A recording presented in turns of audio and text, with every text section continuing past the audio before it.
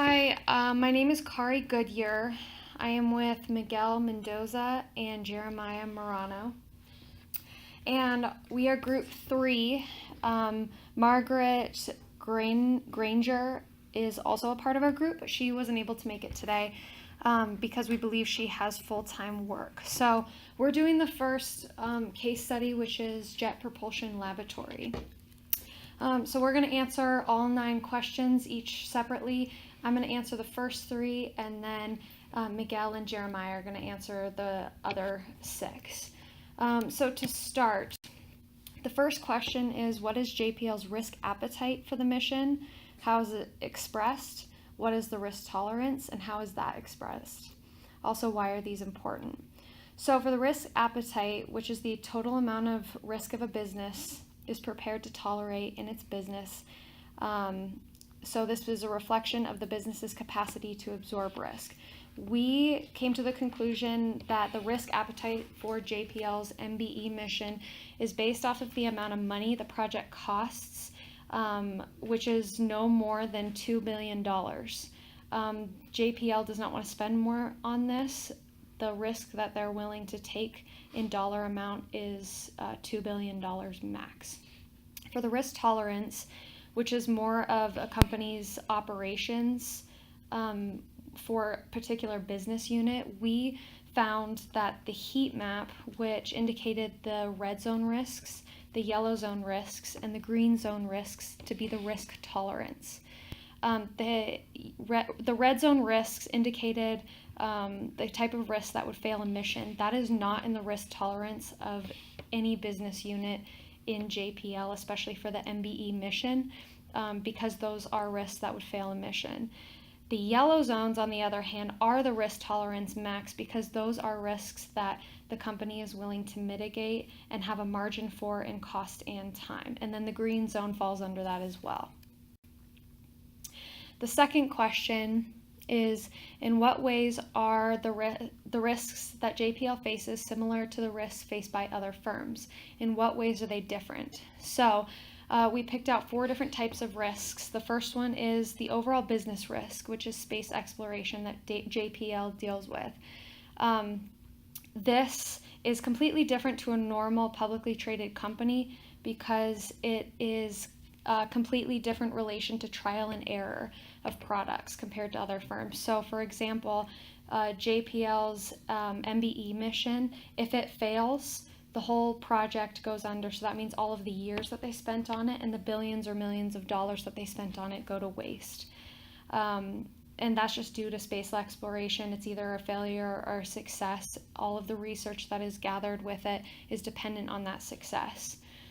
Whereas a publicly traded firm can have much more of margin for trial and error than a company in space exploration.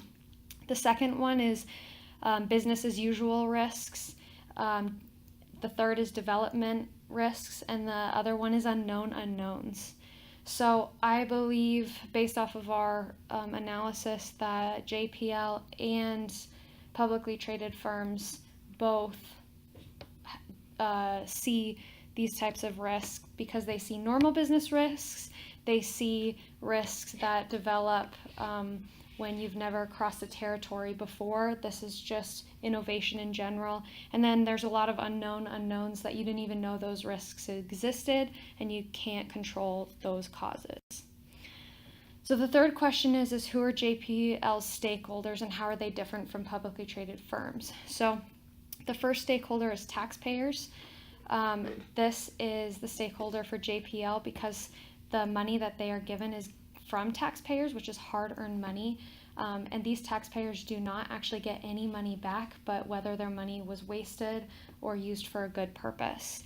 And that's completely different than a publicly traded firm who sees their funds come in from individual investors who are hoping to see a return out of it. The second one is NASA. NASA's research is completely dependent on a project like this, and they're using JPL as their manufacturer and person who launches it. The third is JPL as a whole of a company and management. and their value of their company is also dependent on a handful of these projects. And then thirdly, specifically to the MBE project, Gentry Lee and the Risk Review Board, they are completely dependent on this project, including their job, and how well that they can mitigate the risks, but also develop a return for JPL as a whole. If you don't take some risk, then you're not going to add any value to the company, and you're probably not even going to do a launch.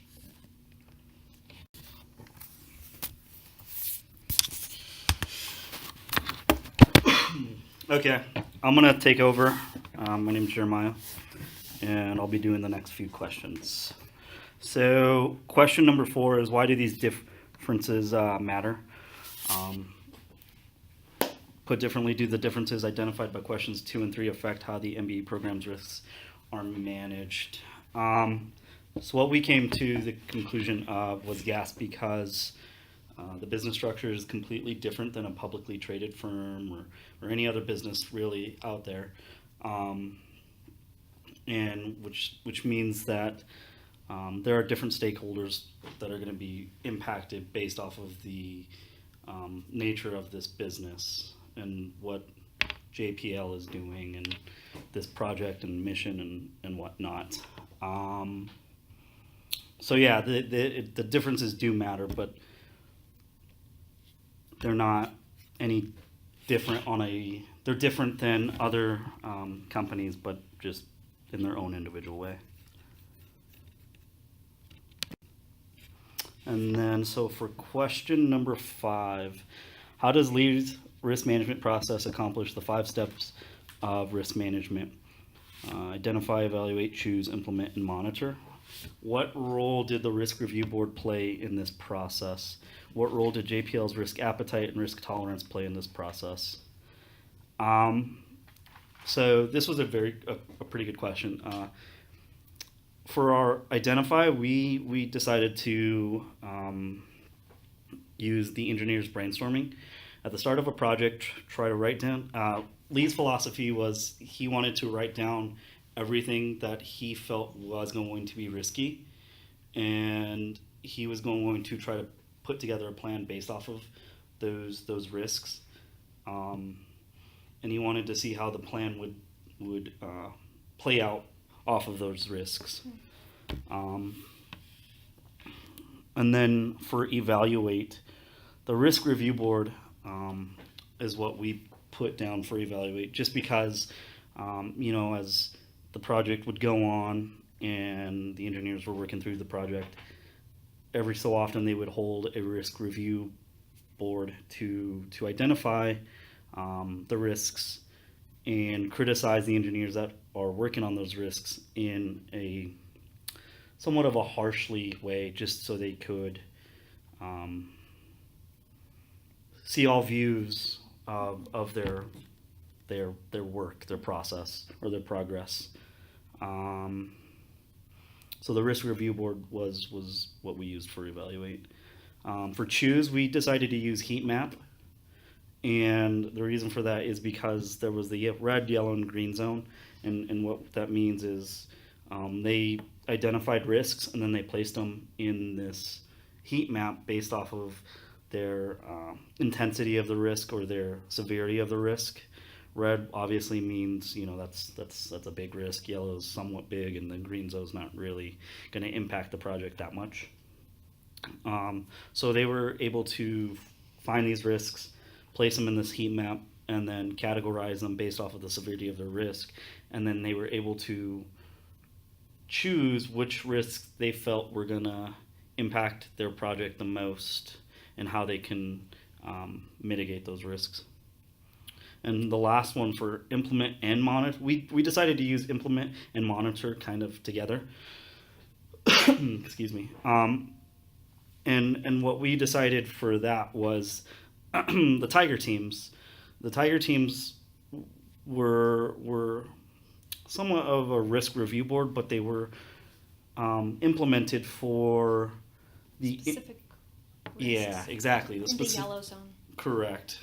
The specific risks that were identified, that's when the Tiger teams were implemented to work those specific risks and see how they can get past those risks and see what they can do to fix those risks. So that was used for implement and monitor as well. The sixth question is, how does JPL balance the cost of risk with the cost of mitigating those risks? How does it balance the conflicting needs for control and creativity? How has it fostered the flow of information through and across the project teams? What we used for our answer was cost and time reserves. These reserves provided a buffer for things that could go wrong with a component while still enabling it to deliver the desired performance within cost and schedule constraints. The cost and time reserves allowed the team to draw on to solve all problems and gave engineers flexibility to when they needed it the most with major technical setbacks. This one's pretty straightforward. So yeah. So this is Miguel. I will be taking over the last three questions. So in question number 7, it says, consider the role of JPL Senior Systems Engineer Gentry Lee. What challenges did he face when implementing the risk management process at JPL? What personal characteristics or attributes were critical for his success? And was he the right person for this role? If so, why? If not, why not? So we said that Lee faced many challenges. He mentioned that the main challenge that was faced by him was working with a group of engineers that think everything they say is right.